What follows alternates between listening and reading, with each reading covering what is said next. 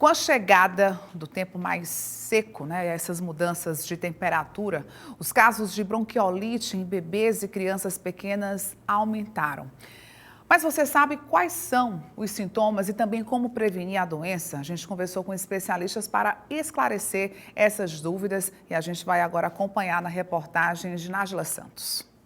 O pequeno Túlio enfrentou a bronquiolite logo nos primeiros meses de vida.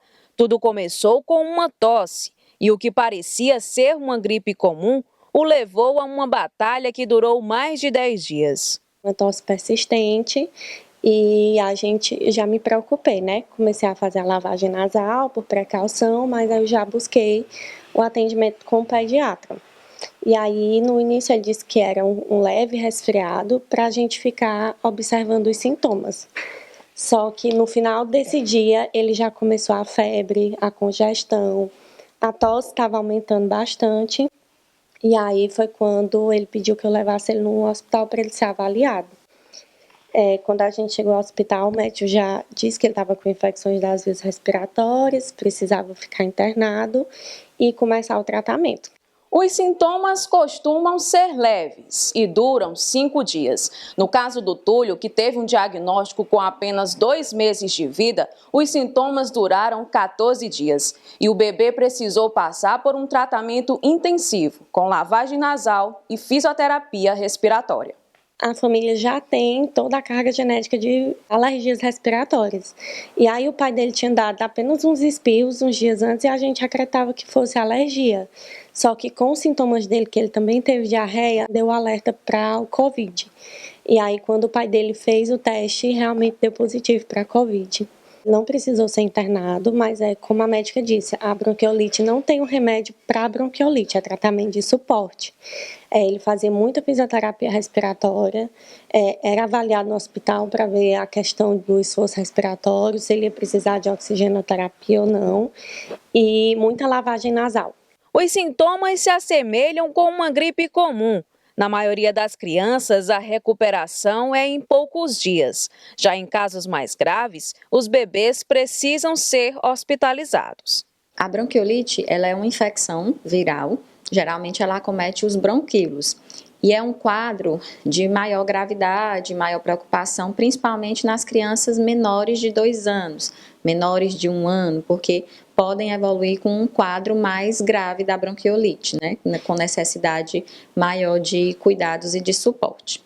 Então, ela é um quadro viral, como eu falei, ocasionado principalmente pelo vírus sincicial respiratório. Nosso período de sazonalidade da bronquiolite é agora.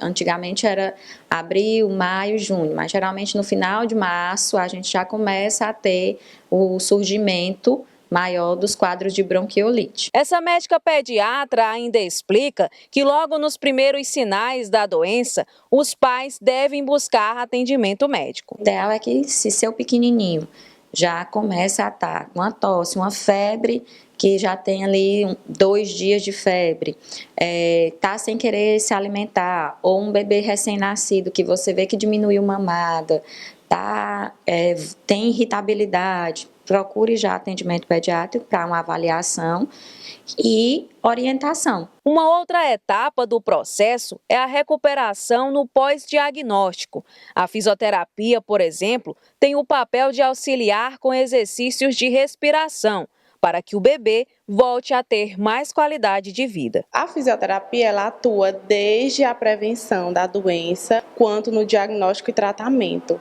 Ela atua melhorando o quadro respiratório dessas crianças, tanto de viéria superior quanto de viéria inferior. A gente atua na remoção de secreção, na melhora da ventilação dessa criança, da respiração, do conforto, removendo essa secreção que acaba